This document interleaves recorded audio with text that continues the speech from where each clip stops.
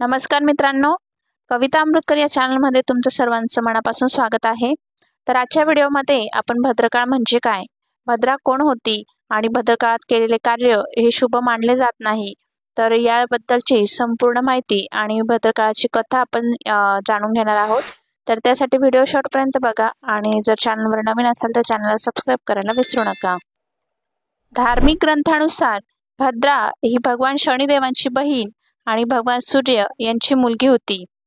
पौराणिक कथेनुसार भद्राचा जन्म राक्षसांचा नाश करण्यासाठी झाला होता। भद्रा ही काळ्या रंगाची, लांब केस, मोठे दात आणि अतिशय उग्र रूप असलेली मुलगी होती। तिचा स्वभाव देखील अतिशय कडक आणि शनिग्रहासारखा आक्रमक असल्याचे सांगितले जाते। पौराणिक कथेनुसार भद्राचा जन्म हा राक्षसांचा नाश करण्यासाठी झाला होता, परंतु तिने तिच्या शक्तीचा अतिशय वाईट उपयोग केला होता। भद्राचा जन्म झाल्यानंतर तिने संपूर्ण विश्वाला लोकांना त्रास द्यायला सुरुवात केली। अशा रीतीने जेथे जेथे शुभ व मंगल कार्य असायचे, यज्ञ होम हवन केले जायचे, विधी केले जायचे, त्या ठिकाणी भद्रा विघ्न घालत असे आणि भद्रामुळे विघ्न येऊ लागले, कोणतेही शुभ कार्य पार पडत नसे। तर त्यामुळेच जेव्हा भद्रा असते तेथे किंवा तेव्हा कोणतेही शुभ कार्य केले जात नाही असे म्हटले जाते। भद्राचा असा दुष्ट स्वभाव पाहून सूर्यदेवाला तिच्या लग्नाची चिंता वाटू लागली आणि विचार करू लागले की या दुष्ट कुरूप मुलीचे लग्न कसे होणार, भद्रासोबत कोण लग्न करणार, आणि भद्रासोबत लग्न करण्याचा सूर्यदेवाचा प्रस्ताव सर्वांनी नाकारला।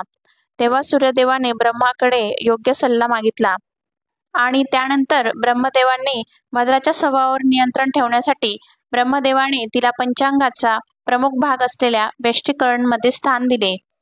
वैदिक पंचांगानुसार पंचांगाची 5 अंगे आहेत, म्हणजेच 5 भाग आहेत। तर वार, तिथी, नक्षत्र, योग आणि करण अशी 5 अंगे पंचांगाची आहेत। तर या 5 अंगांचा पंचांगात कालगणनेसाठी विचार केला जातो।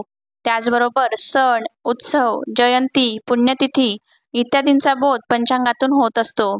तर याच 5 अंगांशी करण आणि भद्रकाळ याचा संबंध आहे। करण एकूण 11 असतात, त्यातील एक करण म्हणजे विष्टीकरण। तर एकूण 11 करणांमध्ये भद्राला 7व्या करणात म्हणजेच विष्टीकरणमध्ये स्थान मिळालेले आहे। आणि ज्या दिवशी विष्टीकरण असते त्या दिवशी भद्रकाळ असतो आणि या सर्वांचा संबंध चंद्राच्या करण आणि राशीतून होणाऱ्या भ्रमणाशी आहे। वैदिक पंचांग गणनेनुसार भद्रा ही 3 लोकांमध्ये वास करते, म्हणजेच भद्रा स्वर्गात, पाताळात आणि पृथ्वीत वास करत असते। जेव्हा चंद्राचे भ्रमण हे कर्क, सिंह, कुंभ आणि मीन राशीत असतो तेव्हा भद्रा पृथ्वीवर राहते, आणि जेव्हा भद्रा पृथ्वीलोकात राहते तेव्हा भद्राचे मुख हे समोर असते। आणि अशा स्थितीत या काळात कोणत्याही प्रकारचे शुभ आणि मंगल कार्य करण्यास मनाई आहे। तर भद्रामध्ये केलेले शुभ कार्य हे कधीच यशस्वी होत नाही। पौराणिक कथेनुसार भद्रकालातच रावणाच्या बहिणीने राखी बांधली होती, त्यामुळे रामाच्या हातून रावणाचा नाश झाला होता। हिंदू धर्मात शुभ कार्य करताना भद्रकाळ याची विशेष काळजी घेतली जाते। भद्रकाळात कोणतेही शुभ कार्य सुरू होत नाही आणि संपत देखील नाही। तर यामागे एक पौराणिक समज आहे की भद्राचा स्वभाव अत्यंत क्रोधी आणि संतप्त आहे, त्यामुळे भद्राच्या स्वभावामुळे देवांनी तिच्याशी लग्न करण्यास नकार दिला। तेव्हा ब्रह्माजींनी भद्राच्या प्रकृतीवर नियंत्रण ठेवण्यासाठी पंचांगाच्या विशिष्ट वेळेचा एक भाग भद्राला दिला।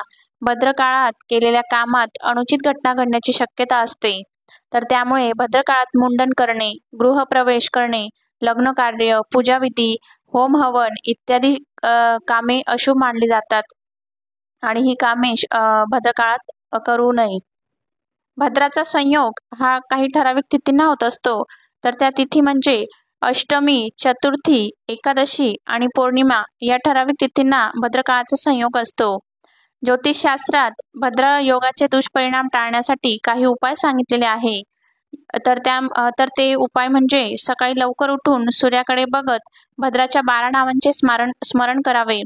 तर 12 नावे आहेत, भद्राची 12 नावे आहेत, तर ती म्हणजे धन्या, दधमुखी, भद्रा, महामारी, खरानना, कालरात्री, महारुद्रा, विष्टी, कुलपत्रिका, भैरवी, महाकाली, असुर क्षयकरी।